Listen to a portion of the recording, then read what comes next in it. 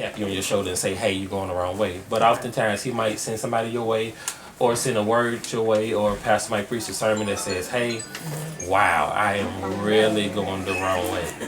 So under attack, we're dealing with spiritual warfare here. So under attack, stronghold. What is a stronghold? Page 9.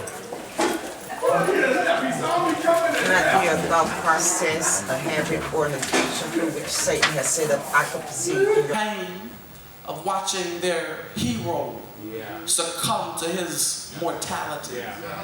But while they walked along, Jesus drew near to them and began to walk alongside them. And that's really enough to hype my hope this morning, church, that Jesus does not need an invitation to draw near to us and to begin walking alongside of us, and for good reason, because some of us don't have the sense enough to extend an invitation to Christ to begin to walk alongside of us. But I'm so glad that every now and then he'll sneak up beside you and begin to walk with you while you're walking on your Emmaus road. I'm grateful that he'll sneak up right beside you and eavesdrop on your conversation, taking inventory of what troubles you, what perplexes you, what causes you to lay awake at night. He begins to take assessment, and there he guides you down the winding road of your Emmaus road in order so that you might navigate the ramifications of your own mortality. Oh, some of us, we don't even know all the times that God has walked with us. We make the mistake that Cleopas and his friend made of thinking that God is left in the last place where we encountered him, in the last experience that we had with him, in the last time that we felt his presence palpably near to us, not realizing that sometimes God comes and he walks beside us, but his presence is unobtrusive.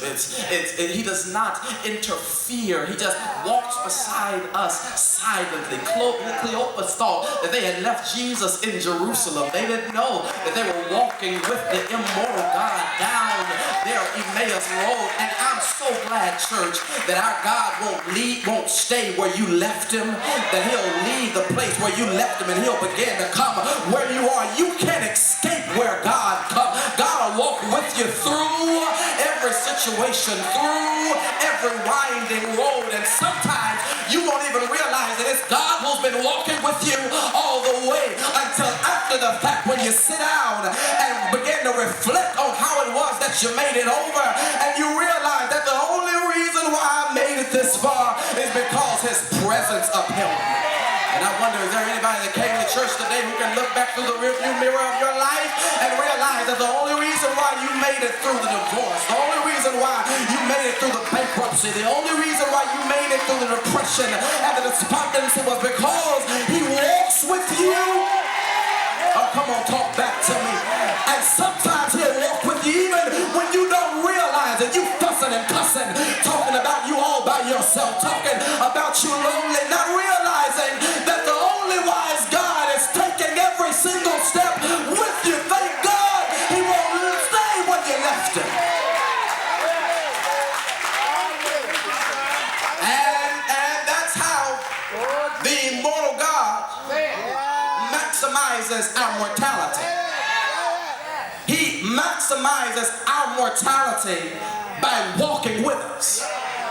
And when you allow God to walk with you, he's able to get more out of your humanity than you could ever get out of being perfect.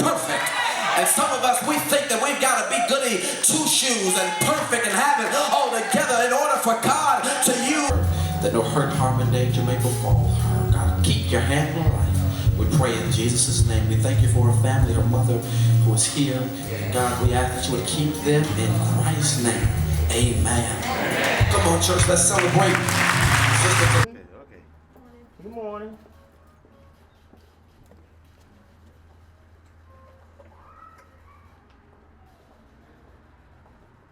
Good morning.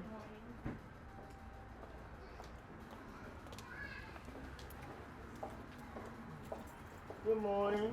How we doing? Good. Good morning. How we doing? All right now. Good.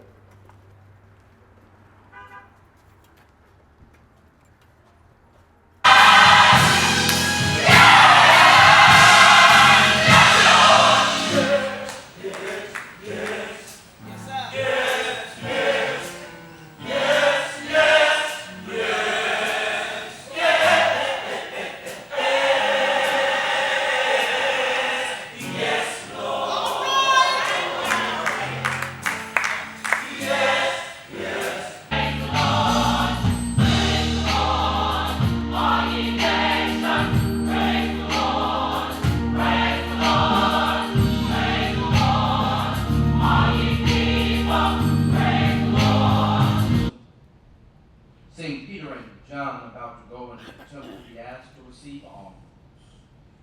Peter directed his gaze at him, as did John, and said, "Look at us." And he fixed his attention on them, expecting to receive something from us. But he did command us to go into all the world and preaching the gospel, baptizing men, women, boys, and girls, reminding them of everything that I have taught you. And lo, I will be with you always. Somewhere along the line, we have misconstrued our identity, and as a consequence, maybe the modern church is not as powerful as it could be, as we ought to be, as we should be, because we have to go back to the old man Mark and remember, get the picture of an old church for a new day. And that's why I lifted up Acts chapter 3. Because in Acts chapter 3, we meet two spiritual leaders, two apostles by the name of Peter and John. And Peter and John are on their way to church. Can't you see them? They have on their Sunday's best. They've been listening to James Cleveland all morning long, getting ready for a good knock-down, drag-out worship experience. You see Peter and John as they get ready to walk into their sacred space of worship. Can't you see them dressed to the nines in their finest?